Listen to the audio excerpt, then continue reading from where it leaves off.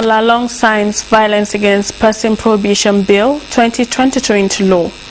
Operation Safe Haven Peace Committee begins sitting, sues for harmonious living. Stakeholders advocate use of language as tool for building bridges across societies. Hello and welcome to Panorama, coming to you live from NTA Network Center, Jos. I am Zenra Dingmun.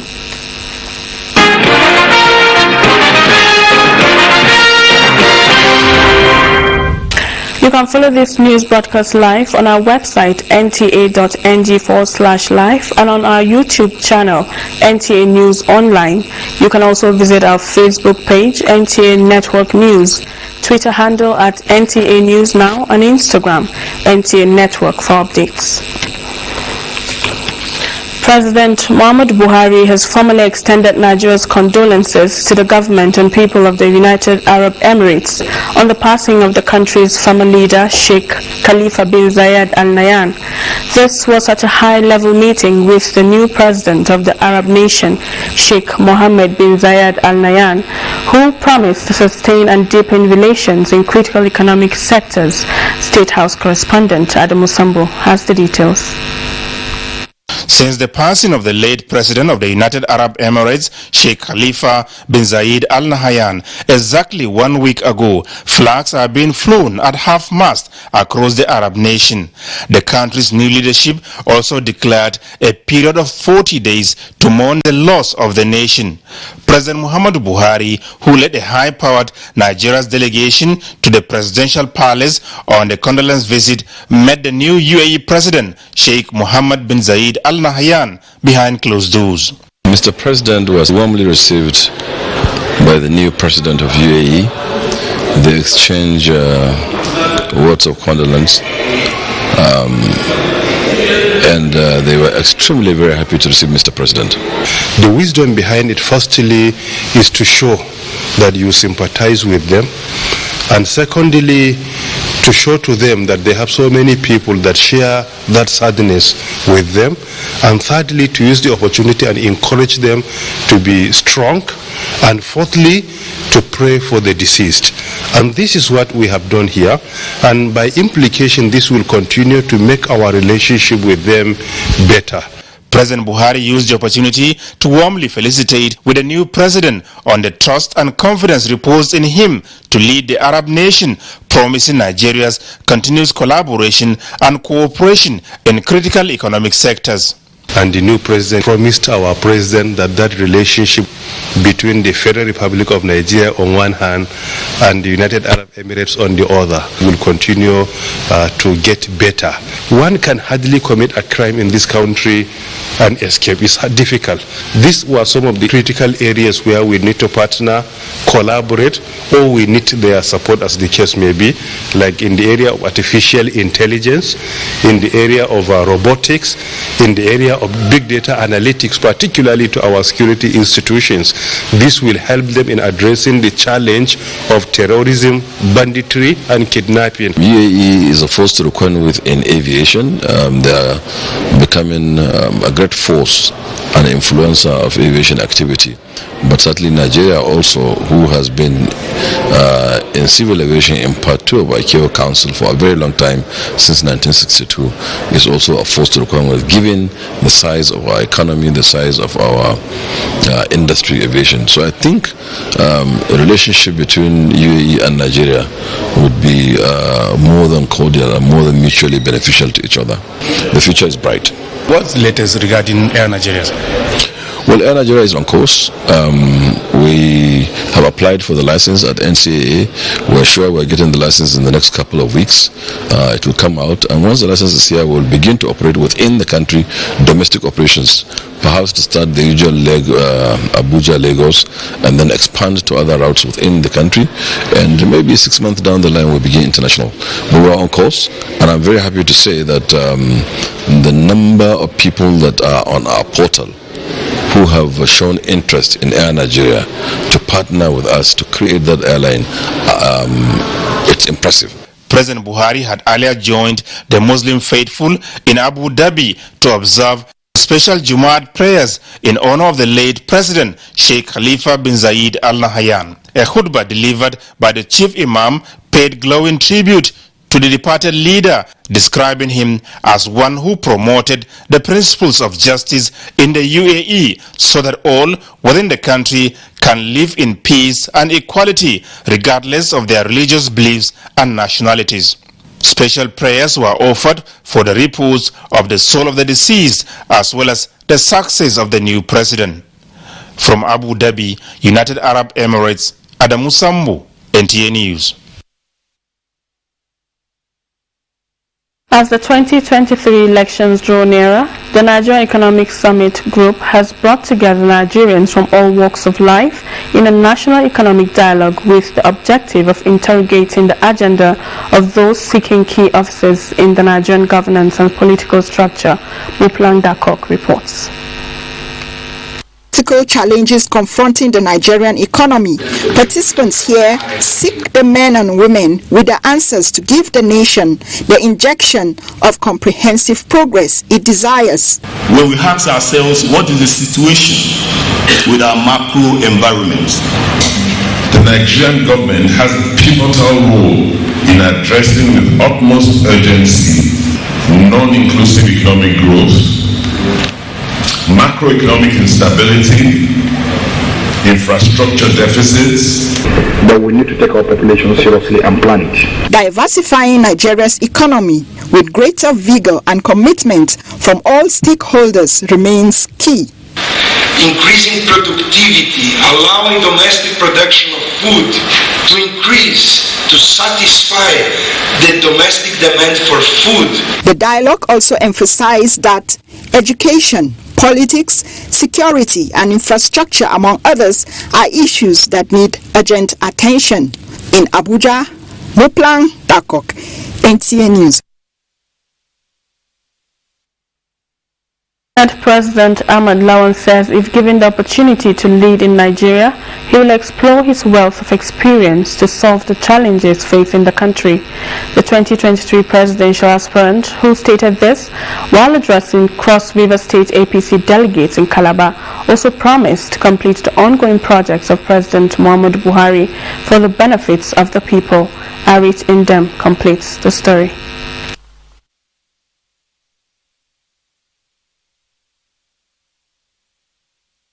The Senate President Ahmed Lawan was warmly received by the Cross River State APC delegates in Calabar during his visit to the state to canvass support for his presidential ambition ahead of the party's primaries. Having known the country's challenges such as insecurity and with his years of experience in the National Assembly, Senate President says he will provide security, boost health and educational sectors as well as building infrastructure if elected as the President of Nigeria in 2023. What we need is to have a Nigeria that will work for Nigerians, where every Nigerian citizen, regardless of his background, whether geographical or religious or ethnic, where you can be whatever you want to be. The party leadership in Cross River State lauded Senator Lawan for his numerous achievements in moving the party forward. I'll show you that Cross River State is a state that you can hope and bank on. The presidential aspirant was accompanied by members of his campaign team. Among them is Oji Uzo Kalu, former governor of Abia State. In Calabar, Arut Ndem, NTA News.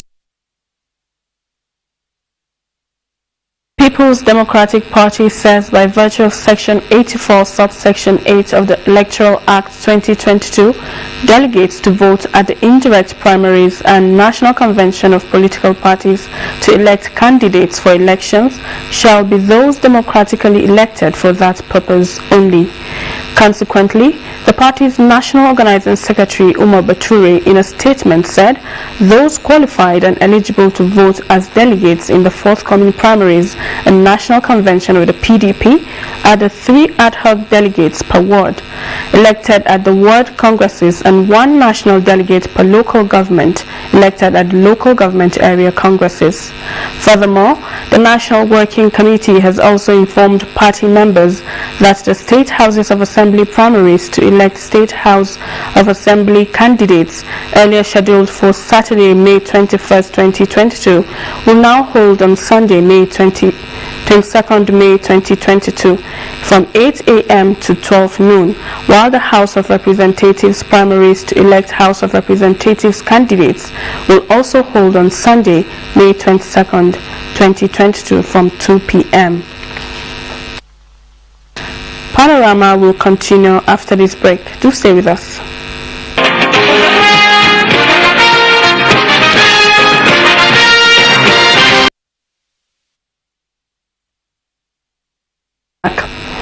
Recent signing of the National Health Insurance into law by President Muhammadu Buhari is a heartwarming development that is causing a lot of excitement among key players in the health sector and other Nigerians. Some described it as a pathway to revamping Nigeria's health sector and achieving the much talked about universal health coverage in the country. Let's get more details of the new Health Insurance Authority Act from Oluseyi Odiagbo. Now signed into law, the National Health Insurance Authority Bill 2022 has repealed the National Health Insurance Scheme Act, CAP N42, laws of the Federation of Nigeria 2004. At the signing of the new law, President Muhammadu Buhari said a fund will be set up to ensure coverage of 83 million poor Nigerians who cannot afford to pay premiums as recommended by the Lancet Nigeria Commission. I'm actually the sponsor of that bill since 2019, and I'm very elated that the bill has finally becomes an act, because it's an important and critical element that we enable a significant reform in the Nigerian sector, particularly in the Nigeria achieving universal health coverage. These legislators who are among the drivers of the bill that is now an act has been speaking on what obtained with the repealed act. As at that time, there are a lot of challenges that retard the progress of healthcare delivery system in the country, which are inherent in the law itself. And as far as the issue of source of funding, that the scheme will utilize in providing effective, qualitative, affordable healthcare in the country is restricted. The legislators also explain the stipulations of the new law. The other thing that the act created is the issue of what we call the e-insurance, which of course the authority has started, but it has a legal framework to back it. Because for us to be able to achieve effective insurance, there must be the use of technology. That act also had that in mind. But this act now currently gives the authority the opportunity to go out and source for partners, governmental and non-governmental organization, well-meaning individuals that can partner with organizations to address suffering. A statement from the State House has elaborated on how funding will be sourced for the large number of vulnerable individuals through a vulnerable group fund expected to be set up to enroll Nigerians in order to ensure delivery of quality health care in the country. In Abuja, Oluseyi Odiagbo, NTA News. The rising cases of domestic violence in the state, victims are advised to speak out and in extreme cases involve human rights advocates. This is the position of stakeholders in Jos. Cameron Kanenglaruja reports. Domestic violence, also called domestic abuse or intimate partner violence, is a pattern of behavior in any relationship that is used to gain or maintain power and control over an intimate partner. Recent statistics by the World Health Organization, WHO, says 1 in 3 women globally, around 736 million, have been subjected to physical or sexual violence in their lifetime. These human rights advocates admit there is an upsurge in the cases of domestic violence, which they attributed to economic pressures, cultural practices that objectify women, and abuse of substance. To me, and before the law, I don't think there's any excuse, to violate your partner in such a gruesome manner, some to the extent of even taking their lives or beating them up to stupor, and all sorts of the violations that we're seeing these days. There's no excuse for that, and the law must take its course. Together we can achieve it. Why is a woman less? Tradition, the religious leaders, the whole society, the norms and everything says this woman is supposed to be like that. They noted that with the increase in abuse cases, there is a need for survivors to speak out to give room for remediation. Women should start to speak out. Women should report cases, their issues, their problem that is aching them inside their homes. When there are issues of violation, you must run away from such a marriage. But sometimes women have stayed back. They said because of their children, if I leave, what happens to the children? You have to run for your life first. You have to be alive to take care of those children. Our call is for the Gender Commission to be established and the Violence Against Persons Prohibition Act to be signed, to be assented to by the governor, because that VAP is wonderful. In cases of severe domestic violence that leads to death of a spouse, they encourage families of victims to pursue justice and involve civil society organizations, the Ministry of Justice, the media and law enforcement agencies, as well as the National Human Rights Commission to see such cases reach a reasonable conclusion. In Jos, Ekeberen Kaneng Laduja, NTA News. Meanwhile, Governor Simon Lalong has signed into law the Plateau State Violence Against Person Prohibition Bill VAP 2022 with a charge on relevant authorities to ensure the application of such laws where necessary to serve as deterrent to intending perpetrators of any form of violence against the human person. Priscilla Gumnan reports that the governor performed the signing of the bill at the Government House, Jos. The Plateau State Violence Against Person Prohibition Bill 2022 seeks to prohibit all forms of violence against the human person. Giving the synopsis of the law, Commissioner for Justice Chrysanthus Amadu explains that the bill, which contains 60 clauses divided into 5 parts, spells out punishment for offences such as rape, wife or husband battery, and harmful traditional practices, among other offences punishable by law. Penalty of rape is will be punished with life imprisonment. Anyone who aids and abets the commission of rape or facilitates it would have a minimum of 12 years imprisonment. Governor Simon Lalong expresses happiness that the VAP law will go a long way in mitigating cases of human rights violations, especially as it affects women and children, and directed for more advocacy, sensitization, and interpretation of the law for citizens. Plateau State is always seen to be one that is making example for the protection of the vulnerable in the society. Plateau State will take the interests of the vulnerable seriously, especially the women and the children, and even the disability. Governor Lalong further says government will give necessary backings to the relevant agencies towards implementing the provisions of the VAP law for safety of citizens, especially the vulnerable in society. In Jos, Priscilla Gumnan, NTA News. And with me in the studio to talk more about domestic violence and efforts on the side of government and other key players to curb the menace in the state is the state chairperson of FIDA, Obioma Ngozi Achilefu. You're welcome, ma'am. Thank you very much. All right, let's start with this. What is domestic violence? Domestic violence is any act or behavior that causes hurt to the other person, particularly within the domestic circle. It can be partner, intimate partner. It can be even ex-partner.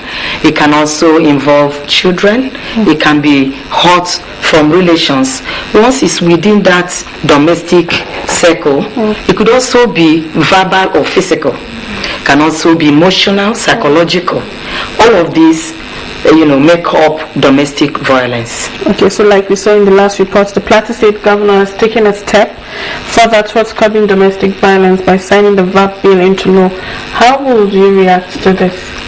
I think I need to doff my hat to the state government for taking this bold step to assent to this bill, to this particular law. It's an act of the National Assembly that was passed in 2015, and so much has been done to see that it's domesticated in Plateau State because of its relevance. So I think he has done noble. He has done so much because of the protection that the act has for everyone, because it's violence against, persons prohibition act. Okay, so when can one be said to be a victim of domestic violence?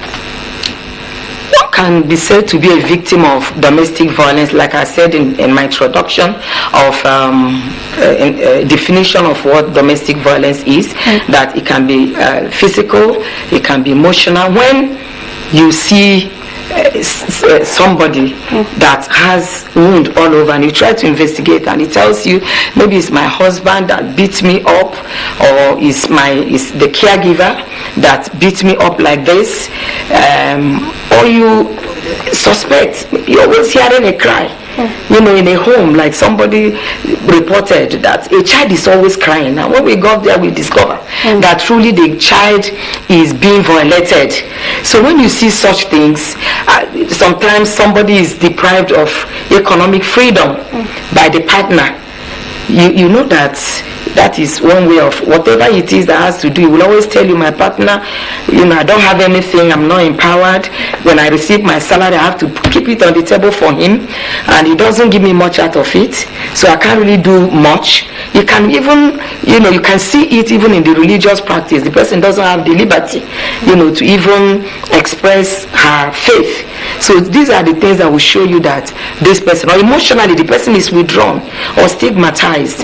You know that this person is passing through domestic violence. Okay, thank you so much, the state chairperson of FIDA, for finding time to enlighten us about this. Thank you. All right. A 36-member peace committee set up by Operation Safe Haven is interfacing with communities affected by crisis on ways of restoring lasting peace for meaningful development. Grace Akwegotip has details. The Peace Committee members were drawn from Operation Safe Haven, various ethnic nationalities in Bassa, Jos North and South local government areas of the state. The committee is interfacing with communities that have faced one form of crisis or the other, with a view to making peace, strengthening their beliefs in living together and the benefit of mutual understanding. Commander Operation Safe Haven, Major General Ibrahim Ali represented, urged the committee to carry out thorough job for the restoration of lasting peace. They should always eschew violence, and wherever there is any matter, they should report it to appropriate security office. In as much as the parents and the elders come together to achieve this peace, I think we will not have problems within this state. To tell people the truth, we need to live in peace with one another. It does not pay to kill one another. Representatives of various communities call for increased security surveillance as they applaud the army for peace efforts. So much belief that the youth are ready to change. You can see from their response. If they are not ready to change, I'm sure none of them will be here. They turn out in large number just because they are willing and they are ever ready to do the needful so that the community will live in peace. We have been waiting for the committee to gather youth and talk to them on the importance of peace. It will be recalled that during the crisis, several lives were lost and valuable properties destroyed. In Jos, Grace Akwegotip, NTA News. A professor of arts in the University of Jos, Andrew Haruna, has advocated the preservation of indigenous languages as a means of retaining ethnic identity for societal development. The professor made the presentation at a symposium as part of events marking the 2022 Nzembirom Cultural Festival. Bilkisunuhu reports. With the topic Building the Present and Future, Activating Language, Economy and Politics in Birom Land, Professor Andrew Haruna from the Faculty of Arts, University of Jos, posits that language is a viable tool for any society to use in harnessing its economy, improve its political well-being, and serves as an avenue for building bridges across diverse ethnic groups. Within the plurality of languages and cultures, there is a place for the Birom language in the Birom community, in the Birom home. But at the same time, when you go out where you need to interact with other people, then you need also to appreciate another language which can meet up those challenges. So language has a market value. Other key players at the event emphasized the need for the Birom people to use their language and the skills bestowed by God to change the narrative for the socio-economic development of the state and the nation. The loss of your language entails the loss of your identity. The loss of a language can lead to a loss of membership of your community. A loss of language can lead to loss of land rights. It can also lead to loss of political and economic rights. Rongom Jos Da Jacob Gang Buba notes that beyond one indigenous language, mastering other languages broadens horizons and creates more opportunity across other divides towards ensuring cultural pluralism. The Traditional Council has set up a team, and we are determined to build a Birom museum, library, and other things. We are calling it Birom, but our intention is to cover the whole of the Birom belt. The symposium drew participants across the country, with some joining virtually to lend their voices on the need to ensure promotion of indigenous languages. In Jos, Bilkisu Nuhu, NTA. Be a star and join NTA in the fight against rape and rapists. That's Panorama today. Thanks for your time.